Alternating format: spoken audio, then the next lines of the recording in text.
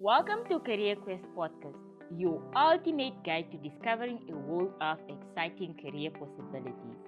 Here, we provide you with the insights to guide your career decisions and explore various professions while sharing inspiring stories from professionals who've been where you are, unsure and searching for inspiration. Our vision is to empower young Namibians with the knowledge and inspiration to make informed career choices through real-life experiences. My name is Selma Ndasilohenda Iyambo, and I'm excited to embark on this journey with you.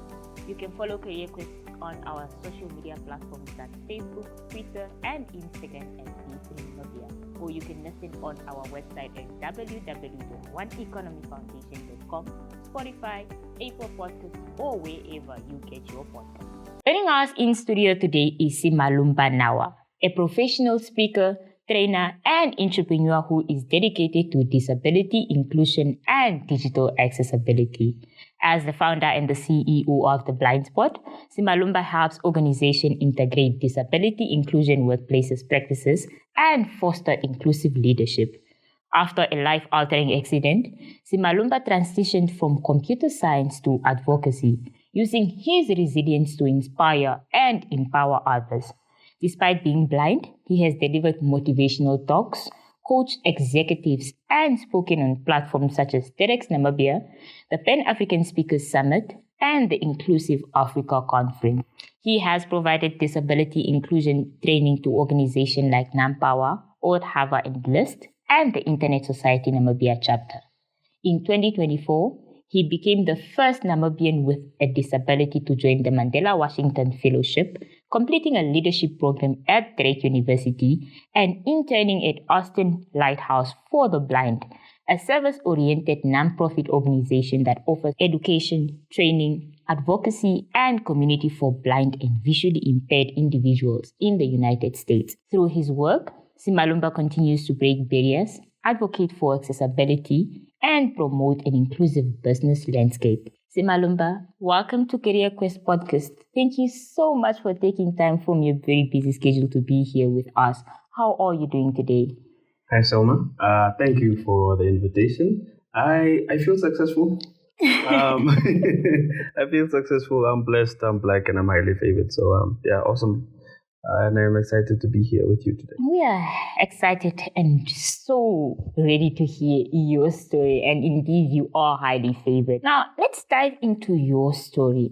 We've read quite a very lengthy biography, and I'm glad you say that you feel successful because you are indeed very successful. What's that one thing that you'd like our listeners to know about you beyond that biography? That question, whenever someone asks you, like who you are, and then you just completely forget. You're like, who am I again? I believe I am someone who is rooted in values, in my North Star. So those are the things that formed the foundation of who I am today, which is faith, family, and fellowship. I believe those are the three things that are consistent with who I am. My faith is something I hold very near and dear to my heart. My family, I cannot say the person I am without my family. And then fellowship, which speaks to my community. So the village I am part of, I'm honored to have great people in my life who challenge me, who hold me accountable, who celebrate me. All those facets are what make me me. Unique. What makes me unique?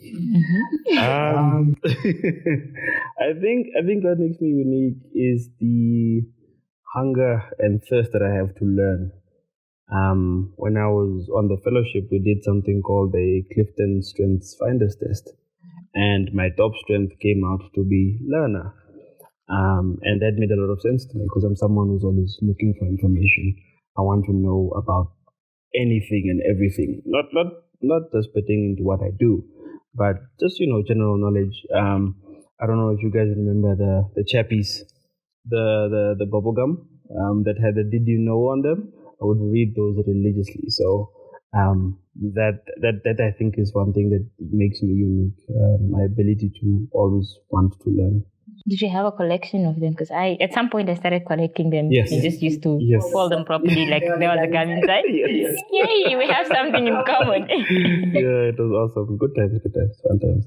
Yeah, I still buy them, not because I like the gum, but I really want to know what's inside. Right, yeah. Like before Google, that was our Google. Everything was Google. Everything is Googleable nowadays, but back then you get all your information, your general knowledge from chappies. So that, I think, speaks to the love I have for learning about people, cultures, different industries, different expertise, just being flexible in my learning. So, yeah. Thank you for sharing that. Now, your life took a significant turn after an accident. Would you mind sharing with us what happened and how that experience has now shaped your journey towards disability advocacy and inclusion? I consider myself someone who's lived two lives because I've seen everything that there is to see out there for the most part. And then when your life takes this drastic change and you can't do anything about it, basically. So it's going through the process of grief.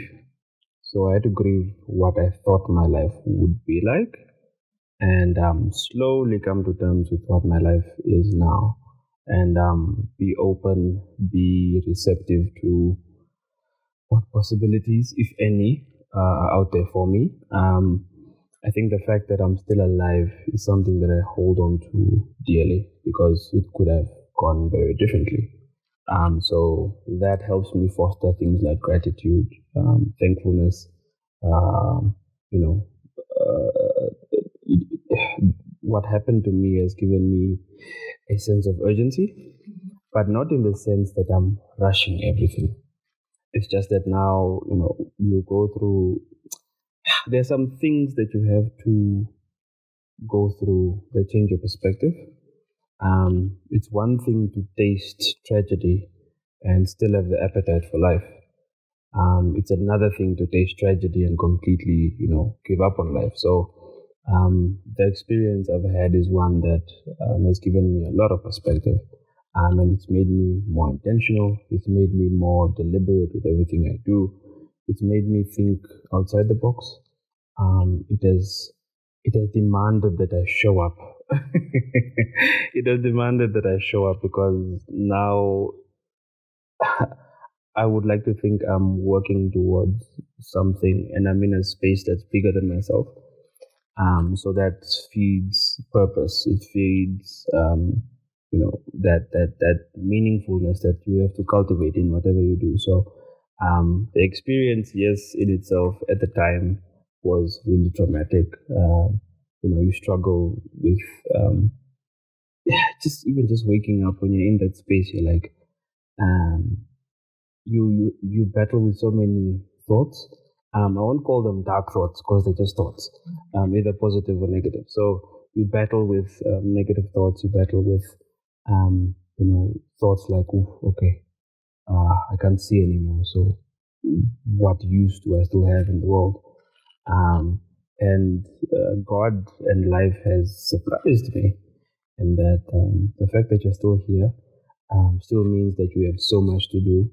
And it has definitely fueled a deeper calling and a deeper meaning for me with my life. Thank you for sharing that.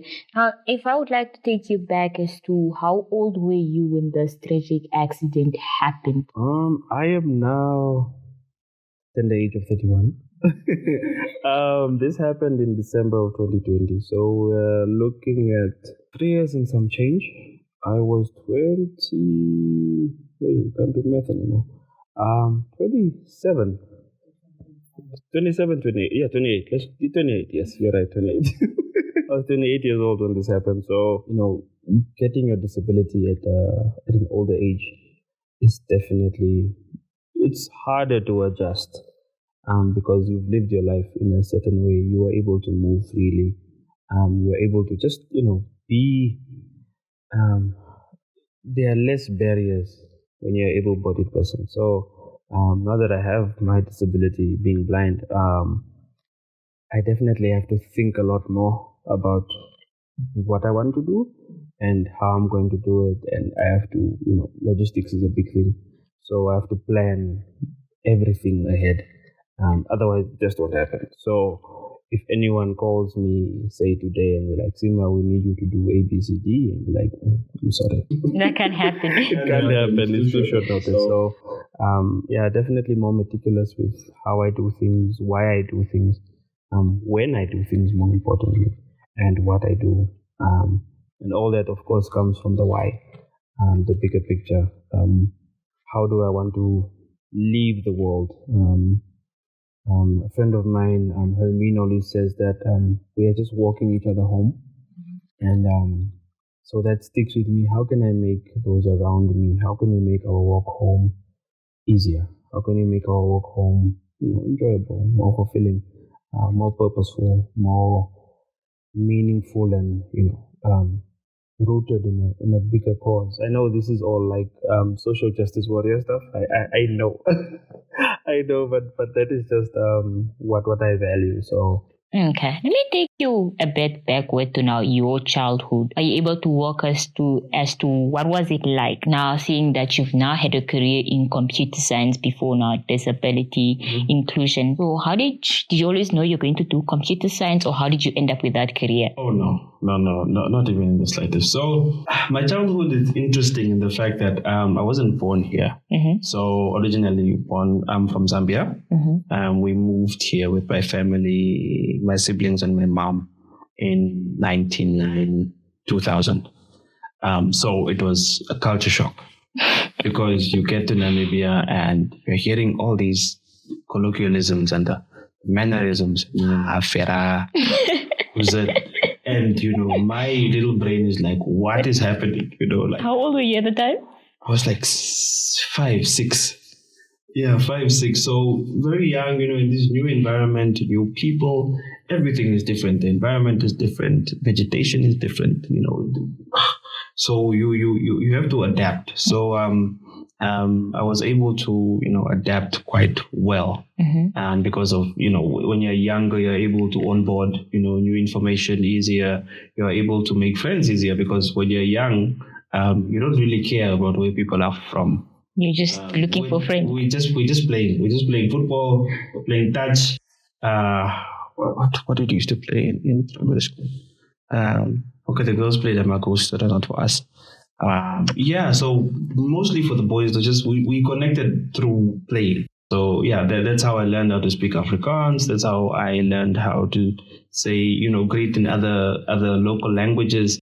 And that's literally what has guided me through my childhood, going through primary school, high school, and eventually university. So computer science, similar to my career in speaking, Mm-hmm. I didn't choose it. It's what was there.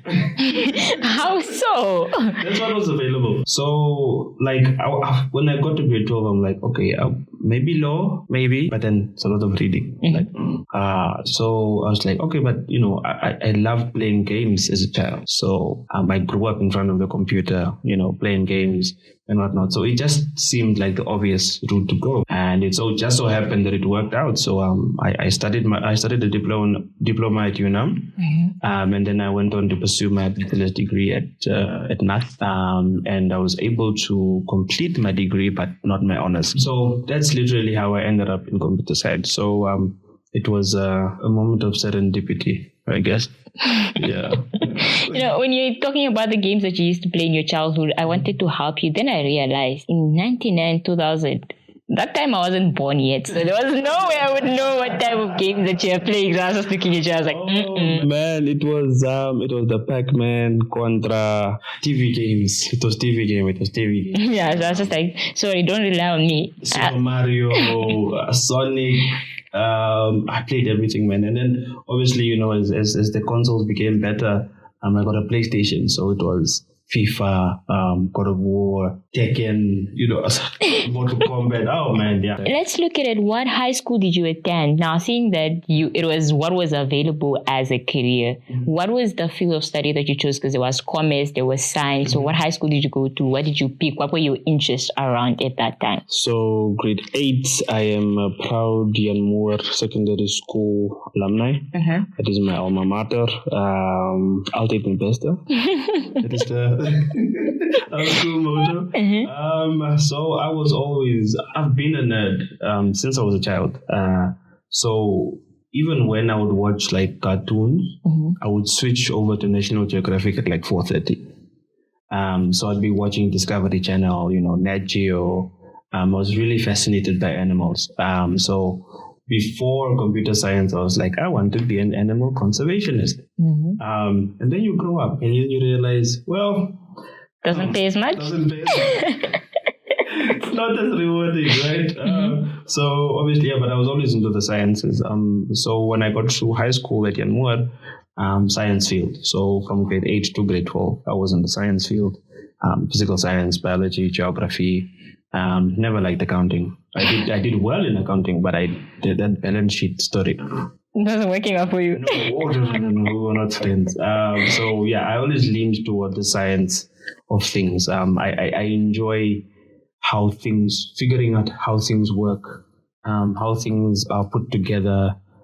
Cells, how cells make up different organs, how organs make up different organ systems. Architecture, how buildings are built from.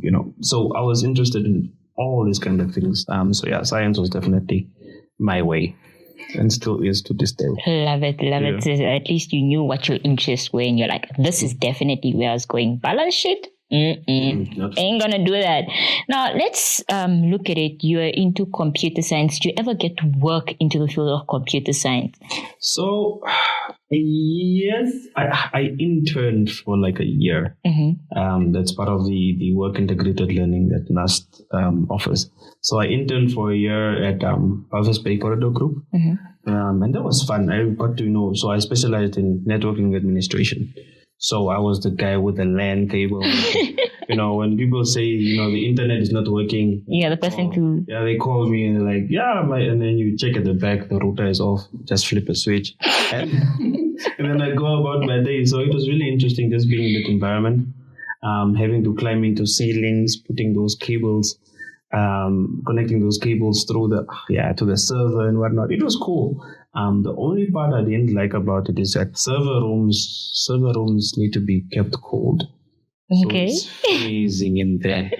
It's very cold in the server room. So there are days where you have to do maintenance and you're in that room for hours and you just can't wait to finish so you can get it. Maybe this explains why IT doesn't like going to the server room. You tell them to download it, they're like, it's there in the server, I'll go get it. And you're like, but I need it. So maybe this is why. Yeah, it's cold in there. It's not fun being in there. But it's a fulfilling job. I enjoyed it. I really enjoyed it. Did you encounter any challenges throughout that career? Like you're questioning like, well, do I really want to be in this cold server? Or yeah, it was more like so when you're busy with networking, okay, it also depends which type of, because I'm an intern, so they give you the jobs they don't want to do. Right. So for me, it was like, but this labor, you're constantly in a ceiling. If you're not in a ceiling, you're under a desk. You're in a server room. So that part of the job was something I liked it. It was challenging. It got to test your character and build some resilience in the office space, and you get to foster relationships with different people, your colleagues and so on. But just the labor-intensive part of it was a bit off-putting. But then, obviously, you have to start somewhere. So that was a good starting point for you. Yes. You have to start somewhere, and then you build your way up from there. So that was my work experience in a nutshell.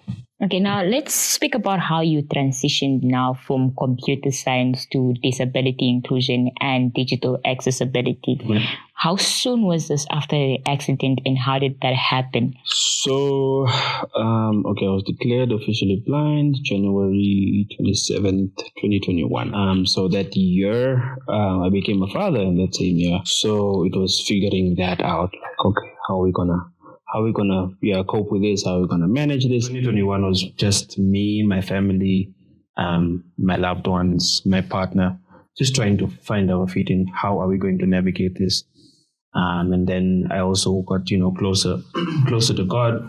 My pastor at the time, would always come get me to go to church and just be in an environment where your spirit is uplifted, your spirit is edified, and you are in a place where, miracles can happen. And even if they don't, that there's a reason why the miracle isn't happening. So there's some work that you still need to do. And I understood that very quickly. And then my pastor, I told him that I would like to better my public speaking. Mm-hmm. And he was like, okay, there's an organization called Toastmasters. Mm-hmm. Toastmasters, what they do is they facilitate public speaking, communication, and leadership skills. So I, took to social media and I started searching for this Toastmasters thing, looking for clubs in Namibia. And I stumbled upon the Professionals Club, of which I'm still a member. Mm-hmm. And I've been the past president of as well. Yay! Yeah. So my journey in public speaking started there. Toastmasters is what gave me the tools, the knowledge, the information, the community to practice my public speaking, delivering speeches we'd have club meetings where you have a project and you have to deliver a speech based on that project. So, and then they give you guidelines as well. So you learn the basics of public speaking. So Toastmasters, attending club meetings, you practice your speeches, and this is how I got into amateur speaking. Mm-hmm. And then from there, this was in 2022 when I joined Toastmasters, and February. Mm-hmm. And then in August of 2022, I was just doing my thing, scrolling on Twitter, seeing all the people being cancelled and whatnot. And somewhere in between all of that noise was an ad for TEDx audition. And I was like, maybe I should try this. Yeah, exactly. I was like, let's see, right? What's the worst that could happen? So gathered all my nephews. We went to Hagegenko campus, had the audition, and I started my speech like this. Kid you. Mm-hmm. A blind man walks into a bar, and into a chair, and into a table, and into people. And the audience were like, what on? Okay. I'm looking at you right now like, okay, what next? So it wasn't even the audacity. It was another country. It was really shock. Not shock. I didn't go for it for the shock value. Mm-hmm. I started like that because what I was going to talk about was extremely heavy. So I use humor in my speeches to get people to relax. So I did the audition. The judges judged us. And by the grace of God, I was selected for the main event, TEDx Unam. So it's now gone from let's see to we are here. Okay, we are here now. This is serious. International platform. Can't go there and embarrass yourself. So, so it was really, preparation. But again, they gave us all the resources, the necessary guidance. They even one of the judges, his name is Harry.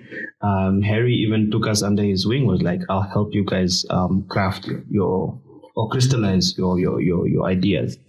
So we did workshops and then did the TEDx event in October. And that was my first time on a platform that big. And that literally is where my speaking career started and my disability advocacy and inclusion and accessibility. So that was the beginning of something I couldn't imagine, because the next 2 years, 2023 and 2024, it just skyrocketed everything. So again, speaking to, you don't know what life has in store for you until you're willing to be open to those things. So yeah, like getting into the speaking fraternity, getting other speakers, getting a coach, a mentor, people who've been in the industry for a long time, the likes of Harry, the likes of Popieni, the likes of Harmeen. Those are the people who have, they've taken me under their wing and they've shown me the ropes. So the community that I'm a part of is one where we are all, as Harry likes to say, we are all dots in a winning circle. So if this person is succeeding, trust and believe your turn is coming. You just need to be ready. So yeah, that's how I got into the public speaking space and disability inclusion and advocacy. Oh, just trust that your turn is coming as well. Yes. As you narrate your TEDx journey, I'm like reflecting back because I also was part of this year's TEDx, and I'm just like, oh, so I'm not the only one that was scared, unsure, because I saw the id and I was like, you know what? Let's see what's the worst that can happen. Yeah. I'm curious to know, what was your TEDx title? Or what was your... It's called The Elephant in the Room. It's available on YouTube. So I titled it that because of the topic I was discussing. Give us a bit of context. What was your topic around? So I spoke about my experience as a blind person in society, on social media, and how we are represented by the media. And I spoke on those three aspects because when we speak about accessibility, it's important because it solves marginalization. When persons with disability have access to information, resources, opportunities, you become less marginalized because now we are no longer we want to remove these walls, these barriers that exist. So that's why accessibility is important. I spoke about representation and what representation does when accurately portrayed. And the stories are told by the people living the experience. In this case, persons with disabilities. It humanizes us, and it also removes stereotypes. It removes stigma, and it also helps foster understanding and empathy with able-bodied people. And then the other aspect that I spoke on was inclusion is important because now when you have more diverse friend groups, you have more diverse teams at the workplace, you have more diverse society. People become more open and accepting because it's hard for you to keep or hold your unconscious biases about people once they're in front of you. Once you get to know them on a human level, whatever biases you held against this particular group, they dissolve away because now you've connected as human beings. And that is something that is super, super important for us as human beings because we know that by nature we are communal. Even when you go back to how our ancestors lived, it was always in a tribe. We lived in tribes. So in order for us to have more complete and more diverse, more inclusive tribes, we need to be exposed to one another. We need to have more awareness about what my lived experience is beyond my disability. What do I like? What am I interested in? When I speak to Selma, what does she like? What are her interests? And then you find common ground. You might find that we enjoy the same type of show or we like the same genre of music. So it goes beyond whether I have a disability or you don't. Now, you've mentioned that planning as one of the components that is very important in your life at the moment because you always need to know what happens ahead of time. Now, can you walk us through as to what does a typical day for an advocate for disability inclusion and accessibility look like? And what are some of the key events that you have and how do you go about those? Hectic one would be, so I'm usually up around 6, 7. I need my cup of coffee in silence so that I can pray, meditate, just so that I'm ready for whatever the day wants to throw at me. So I need to connect with myself and my Lord in the morning. Then I would often listen to music. So, while I'm listening to music, I'm checking my emails, I'm responding to potential clients. And then on days when I have speaking events, it's completely different because now I need to figure out, okay, where's the venue? Need to get to the venue early so that I can, get the lay of the land. How big is the stage? Where can I walk? Where's the audience? So all those things need to be done beforehand.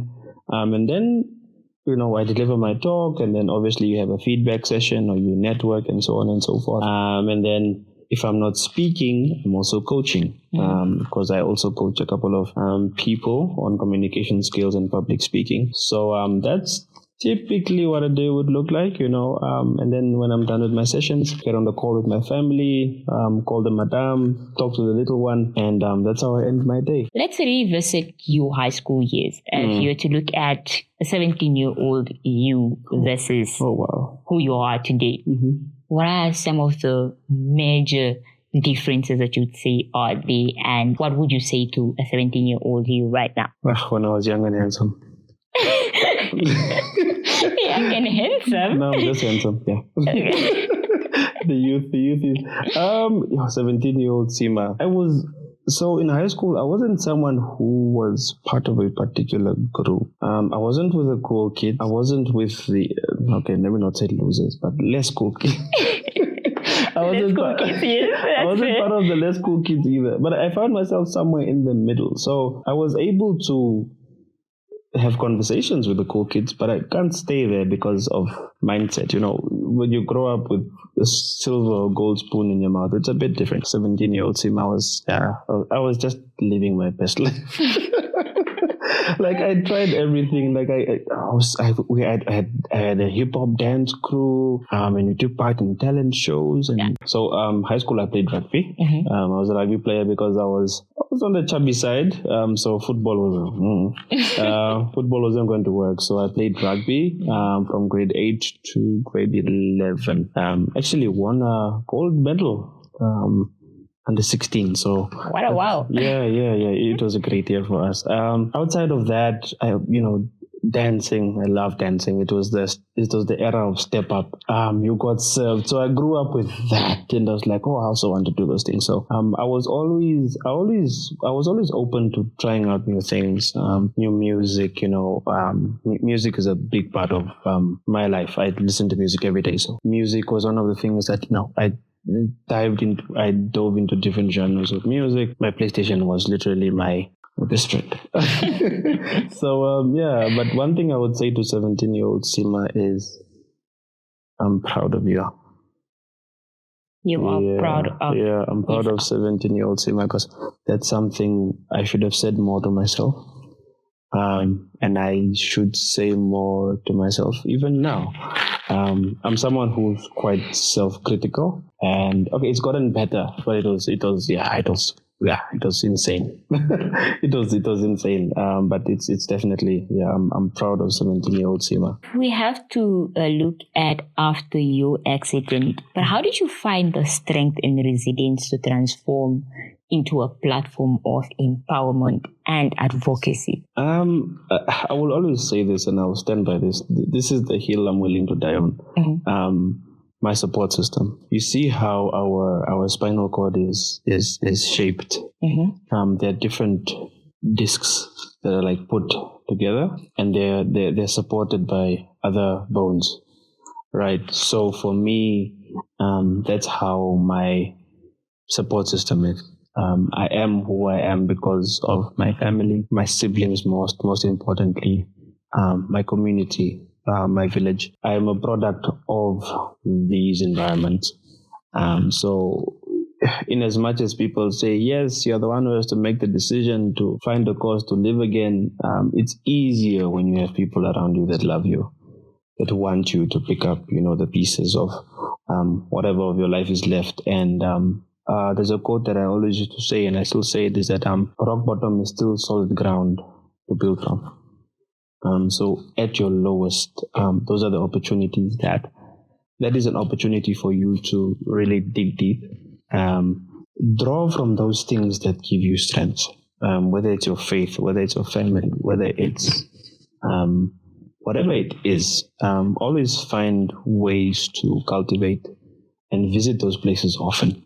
Visit the places that bring you joy. Visit those places that bring you peace. Visit those places where you are loved, where you are cared for, where you are appreciated, where you are valued, where you are fully seen, fully heard, fully accepted.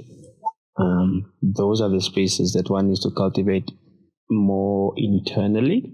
So it starts with me, yes, but it's made a lot easier with my support system. And of course, my faith. My faith is something that is foundational for me. I can't say that no, all this strength I draw from is from within, because that would be a lie. I do trust on the power of the Holy Spirit and God to guide me and just renewing me and constantly, in and out of season, I always lean into what God is saying and what the instructions are, and should I do this, should I not? Whether I understand why is not important. The fact that I'm being obedient is what's important for me. The fact that I'm sacrificing my own wants for the bigger picture, the purpose again. So I can't say that they are real steps. I mean, it's different for everyone. Mm-hmm. I've met people who have been blind for 15 years, and those majority of those 15 years, they couldn't even leave their bed. And when I have conversations with those people and I tell them my story, they're like, but how? But then I always reiterate the fact that our journeys are not the same. Just because it took me a shorter time to quote unquote pick myself up again and rebuild my life.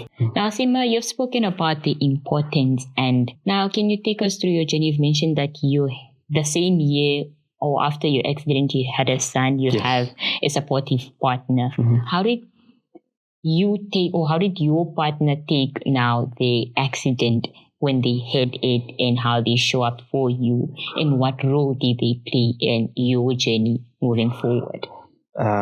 Again, my partner is God sent. Hey, Mama Bear, hi. She's God sent. Obviously, when you break the news and you explain what happened, it's a lot to digest at once. Mm-hmm. So it took a lot of time, and remember, like this time she just given birth, she's recovering. We were not able to interact much because it was still COVID, and the baby is still small, so you don't want to expose him to any danger. Mm-hmm. So it was a lot of just working around it. Like, okay, I'm aware of what happened. Okay, cool. We'll deal with this as we go along. I'm lucky in that she actually stayed.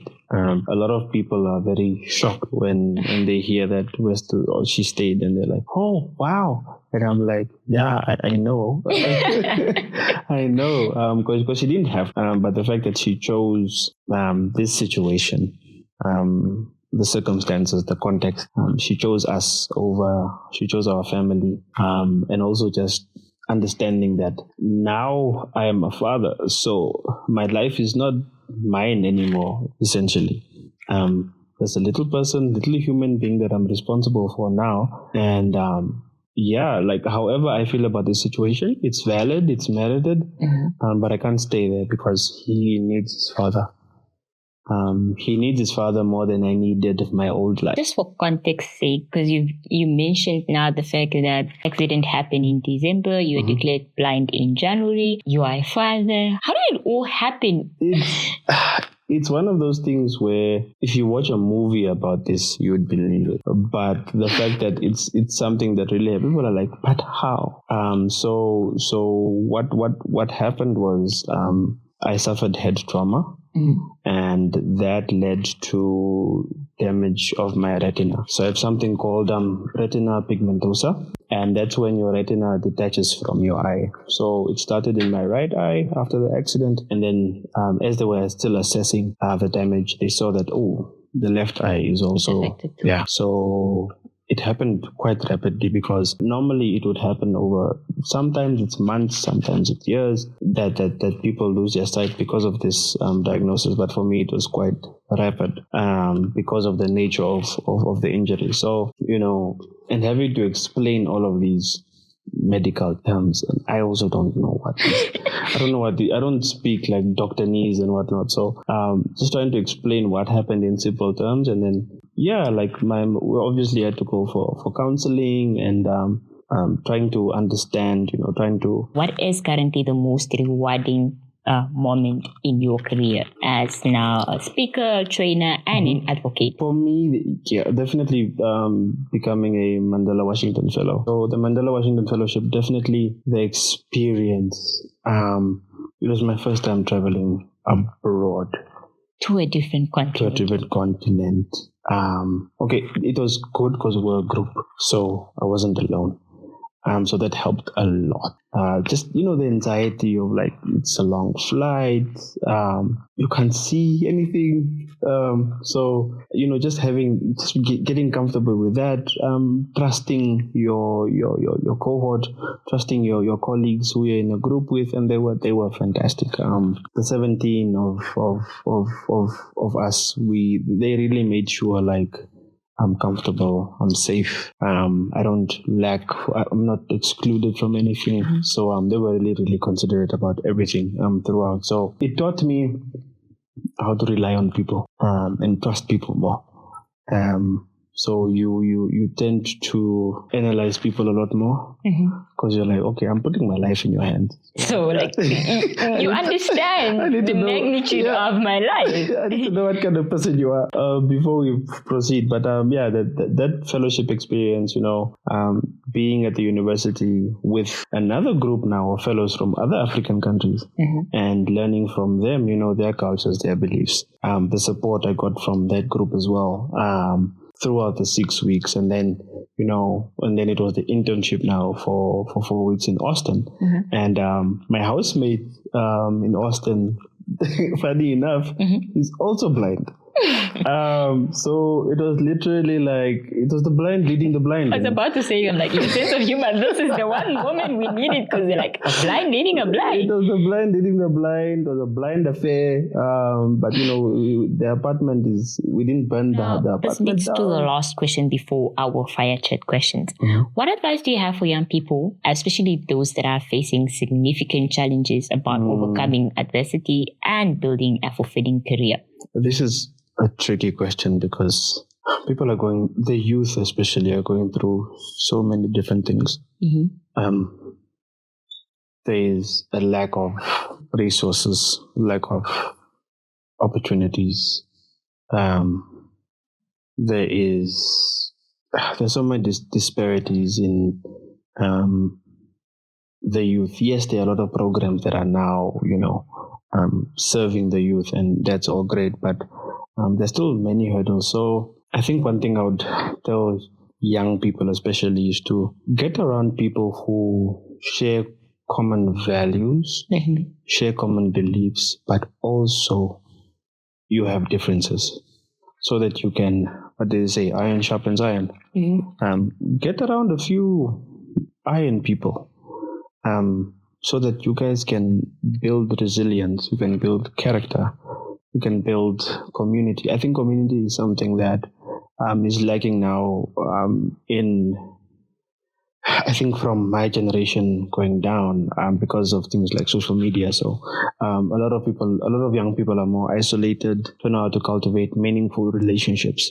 So I think it's learning how to do that. And you find yourself surrounded by people who want to see you win and are not threatened by your success.